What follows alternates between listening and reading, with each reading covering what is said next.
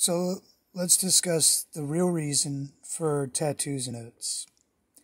Now, in Genesis 4:15, Cain is given an oath, like the oath that you see in Otzi, that was found on a mountain that walked 5,000 years ago. Now, that oath is going to be in the form of a cross, because the Tav was originally a cross. Now, the oath is a special contract by Yod-Heh-Vav-Heh that is similar to having a brand for cattle or uploading an operating system to a computer.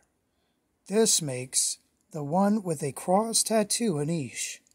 Now, if you take a look at Leviticus 19:28, it warns us not to put marks on our body. And if you're wanting the ultimate real reason for tattoos and oaths, look at Leviticus 22:3. Now there's a special cutoff that is not found anywhere else in the Torah, specifically designed for an Ish. The Ish would be cut off from the presence of Yod-Heh-Vav-Heh, which includes a marching away from Yod-Heh-Vav-Heh and castration. Now, how to? Now, if you're trying to do the Leviticus 22:3 Nikrot, you have to first have and know the special Ivri prayer or Palal. And I suggest getting the first Hebrew primer if you're wanting to understand this a lot clearer. Now, the first thing you're going to want to get is a stone, preferably from a river, like he who is without sin cast the first stone. Now, this is how you could say the prayer and the Palal and keep trying if you don't get results. So you might have to say Eben or Evan. Now, this is the prayer. Anachnu sha'al ba shemo Yeshua yakdishu Eben b'yad shelanu.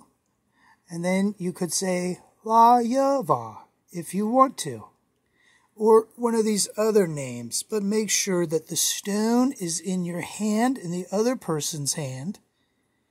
When you guys are holding hands while you do it, and that the stone is anointed and you're anointed before you do the prayer, so that everything in there is kadosh, and that there's no bugs inside, and no bugs getting on you and making you unclean, or that both of you have taken a shower just before sundown.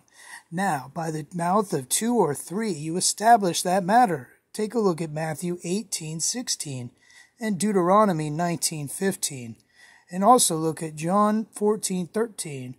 And what you ask in the name should be done.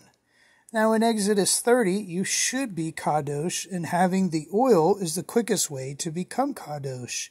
Make sure you shower before sundown, so you are clean to pa'al, or palal. Numbers 15:38, make sure you also have on the special tzitzit on the 4 corners with a special techelet, blue color, preferably sky blue and aquamarine and maybe even royal blue. Get a bunch of thread from the store in various shades and make a gigantic rainbow tzitzit. And once you've done all that, you have the tzitzit on, you're anointed, you're clean, you've got 2 or 3 people, and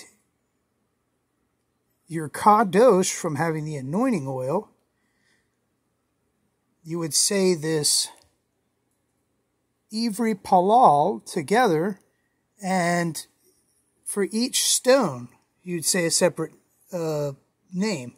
And I might be incorrect on it being Eben or Evan. So you might want to do 10 different prayers. Something earlier was saying Yeshua, but I'm telling you now, it's Yeshua. Now, once you do all these prayers, then you should definitely have the item Kadosh in the Shemo, so Kadosh to a Shemo. So if you're doing it to the Shemo, you would want to do it with La. So you'd say La and then the name, or Shemo is the proper term for that.